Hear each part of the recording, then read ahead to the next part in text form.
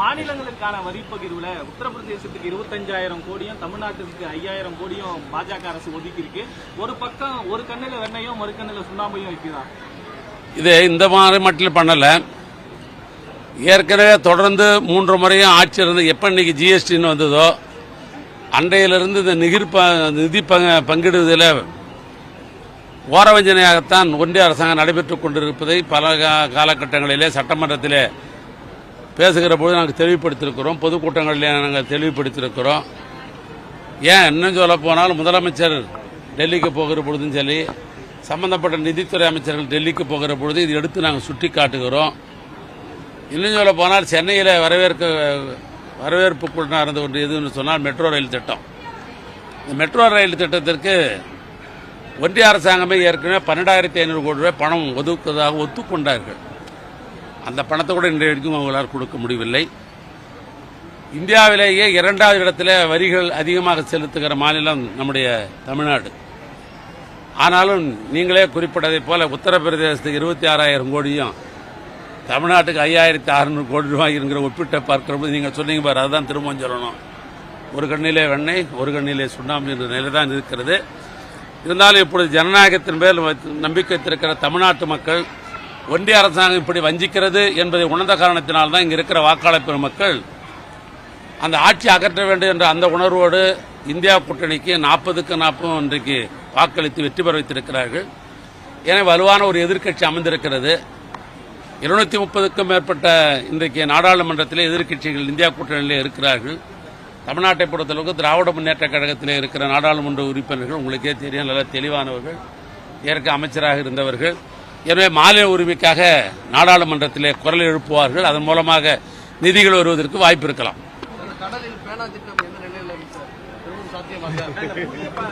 மாநிலங்களுக்கான வரி பகிர்வுல உத்தரப்பிரதேசத்துக்கு 25,000 கோடியும் தமிழ்நாட்டுக்கு 5,000 கோடியும் பாஜக அரசு ஒதுக்கி இருக்கு.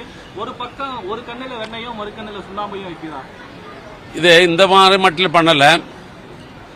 ஏற்கனவே தொடர்ந்து 3 முறையும் ஆட்சி இருந்து எப்ப இன்னைக்கு ஜிஎஸ்டின்னு வந்ததோ அன்றையிலிருந்து இந்த நிதி பங்கிடுவதில் ஓரவஞ்சனையாகத்தான் ஒன்றிய அரசாங்கம் நடைபெற்றுக் கொண்டிருப்பதை பல காலகட்டங்களிலே சட்டமன்றத்திலே பேசுகிற போது நாங்கள் தெளிவுபடுத்தியிருக்கிறோம், பொதுக்கூட்டங்களிலே நாங்கள் தெளிவுபடுத்தியிருக்கிறோம். ஏன் இன்னும் சொல்ல போனால் முதலமைச்சர் டெல்லிக்கு போகிற பொழுதும் சரி, சம்பந்தப்பட்ட நிதித்துறை அமைச்சர்கள் டெல்லிக்கு போகிற பொழுது இது எடுத்து நாங்கள் சுட்டி காட்டுகிறோம். இன்னும் சொல்ல போனால் சென்னையில் வரவேற்புக்குள்ளாக இருந்த ஒன்று எதுன்னு சொன்னால் மெட்ரோ ரயில் திட்டம். இந்த மெட்ரோ ரயில் திட்டத்திற்கு ஒன்றிய அரசாங்கமே ஏற்கனவே 12,500 கோடி ரூபாய் பணம் ஒதுக்குவதாக ஒத்துக்கொண்டார்கள். அந்த பணத்தை கூட இன்றைய வரைக்கும் அவங்களால் கொடுக்க முடியவில்லை. இந்தியாவிலேயே 2வது இடத்துல வரிகள் அதிகமாக செலுத்துகிற மாநிலம் நம்முடைய தமிழ்நாடு. ஆனாலும் நீங்களே குறிப்பிட்டதை போல உத்தரப்பிரதேசத்துக்கு 26,000 கோடியும் தமிழ்நாட்டுக்கு 5,600 கோடி ரூபாய் என்கிற ஒப்பிட்ட பார்க்கிற போது நீங்கள் சொன்னீங்க பாரு, அதுதான் திரும்ப சொல்லணும். ஒரு கண்ணிலே வெண்ணெய் ஒரு கண்ணிலே சுண்ணாம்பு என்ற நிலை தான் இருக்கிறது. இருந்தாலும் இப்பொழுது ஜனநாயகத்தின் மேல் நம்பிக்கை வைத்திருக்கிற தமிழ்நாட்டு மக்கள் ஒன்றிய அரசாங்கம் இப்படி வஞ்சிக்கிறது என்பதை உணர்ந்த காரணத்தினால்தான் இங்கே இருக்கிற வாக்காளர் பெருமக்கள் அந்த ஆட்சி அகற்ற வேண்டும் என்ற அந்த உணர்வோடு இந்தியா கூட்டணிக்கு 40க்கு 40 இன்றைக்கு வாக்களித்து வெற்றி பெற வைத்திருக்கிறார்கள். எனவே வலுவான ஒரு எதிர்க்கட்சி அமைந்திருக்கிறது.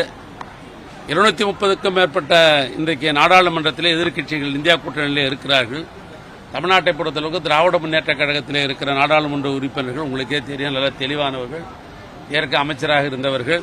எனவே மாநில உரிமைக்காக நாடாளுமன்றத்திலே குரல் எழுப்புவார்கள். அதன் மூலமாக நிதிகள் வருவதற்கு வாய்ப்பு இருக்கலாம்.